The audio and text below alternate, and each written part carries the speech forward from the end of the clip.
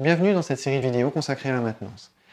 Une petite vidéo d'introduction avant de se lancer dans le vif du sujet pour aborder quelques points concernant la maintenance et expliquer pourquoi il y a cette série de vidéos sur le site. Tout d'abord, il faut savoir que c'était pas prévu au départ de faire cette série de vidéos. Au départ, j'avais prévu de faire des vidéos sur Netrix et c'est au fur et à mesure du temps. C'est venu assez rapidement, mais ça s'est vraiment amplifié au moment de l'ouverture de la boutique. J'ai commencé à recevoir pas mal de messages finalement de personnes qui se posaient des questions d'ordre technique en rapport avec leur yo-yo. Et finalement, au fur et à mesure du temps, je me rends compte que l'essentiel des messages que je reçois, c'est des messages qui ont un rapport direct ou indirect, mais dans tous les cas qui ont un rapport avec la maintenance. Et donc assez naturellement, cette série vidéo s'est imposée. Alors comment est-ce que j'ai fait pour élaborer cette série vidéo, où je vais essayer d'aborder le plus de sujets possible?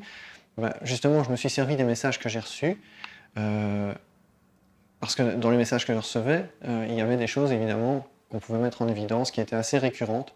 Donc ça, c'était les choses, les thèmes à côté desquels il ne fallait pas passer.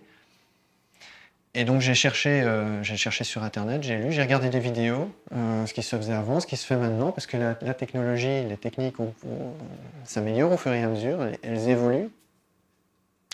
J'ai posé des questions aussi au fur et à mesure du temps à des joueurs qui ont de la pratique et qui m'ont donné des informations sur la manière dont eux s'occupaient de leur matériel et géraient les petits problèmes techniques qu'ils pouvaient rencontrer. Et puis alors, via la boutique et via les fabricants, j'ai pu poser des questions aussi, en m'adressant directement aux fabricants pour savoir de leur point de vue quelle était la meilleure manière de s'occuper, d'exécuter la maintenance sur le matériel.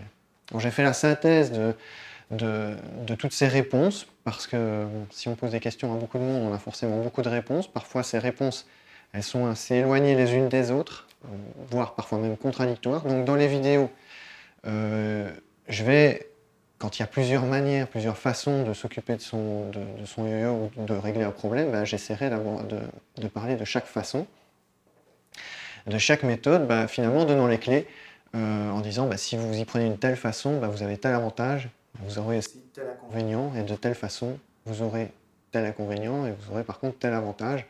Vous aurez toutes les cartes en main pour faire votre choix, en sachant que, en général, on va dire, d'un point de vue de la maintenance, en tout cas, on ne s'occupe pas forcément d'un yo-yo à 90 € de la même manière qu'on s'occupe d'un yo-yo à 15 €. On ne va pas lui appliquer le même traitement, on va dire. Donc on va peut-être prendre plus de précautions avec des yo-yo en fonction de son prix, on va prendre plus de précautions. Dans tous les cas, la maintenance, même si ce n'est pas un sujet particulièrement glamour, c'est quelque chose dont il faut se préoccuper, quel que soit le prix du yo-yo. C'est pour le plaisir du jeu aussi. Vous achetez un objet, vous avez envie qu'au fur et à mesure du temps, ses qualités restent plus ou moins stables. Et donc, c'est vraiment de ce thème-là qu'on va parler dans cette série de vidéos. Conservez votre yo-yo dans le meilleur état possible au fur et à mesure du temps.